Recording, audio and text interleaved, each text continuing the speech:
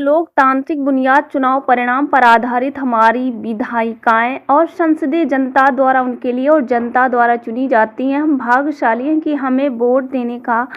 संवैधानिक अधिकार मिला है, लेकिन संविधान हमें जिसे चाहे वोट देने और अपना मन बदलने का अधिकार देता है। उपरोक्त बात है सोसाइटी योग ज्योति इंडिया के राष्ट्रीय निदेशक एवं अंतर्राष्ट्रीय नशा मुक्त अभियान के प्रमुख Asia book of record yoga guru ज्योति बाबा ने मतदान करने के बाद अखबारन विशो एवं चैनल के पत्रकार बंधुओं से बात करते हुए ज्योति बाबा ने जोर देकर कहा है कि इसलिए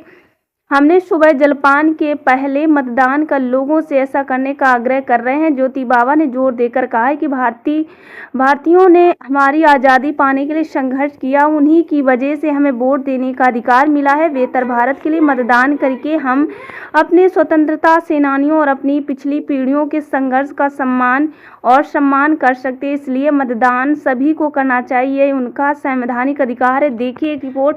मंडल प्रभारी गंगा प्रसाद करवरिया के साथ। वोट डाल के आपको कैसा प्रतीत हो रहा है? मुझे बहुत गर्व का अनुभव हो रहा है कि मैं भारत का नागरिक हूं और भारत के नागरिक होने के नाते मैंने अपने मताधिकार का प्रयोग किया और सुबह सुबह जाकर के पहले जलपान ना करके पहले मतदान किया, ताकि मैं अपने मताधिकार का प्रयोग राष्ट्रवादी सरकार को चुनने के लिए, देश की एकता और अखंडता को बनाए रखने वाली सरकार को चुनने में अपना मतदान कर सकूं। मैं आप सब देखने वाले से निवेदन करता हूं कि वे सभी लोग अपने मताधिकार का प्रयोग अवश्य करें, क्योंकि आपको मत देने का अधिकार भारतीय संविधान ने दिया है और भारतीय संविधान में चाहे बड़ा हो, छोटा हो, अमीर हो, गरीब हो या किसी भी वर्ग का हो, उन सभी को समान रूप से मत देने का अधिकार दिया गया है। उसी के तहत आज कानपुर में मैंने अपने मताधिकार का प्रयोग अपने सुरेंद्रनाथ सेन बालिका इंटर कॉलेज में हमने किया और वास्तव में वहाँ पर जो जोश और उत्साह, सबसे बड़ी बात है कि प्रशासनिक व्यवस्था बड़ी चौक चौबंद थी, बहुत दुरुस्त थी और किसी को कोई कष्ट नहीं हो रहा था। प्रॉपर तरीके से सभी लोग जो है अपने मताधिकार का प्रयोग कर रहे थे और शांतिपूर्ण स्थल और जो एक मॉडल जो एक बनाया उन्होंने, वो वास्तव में, और वहाँ पे पानी की समुचित व्यवस्था भी थी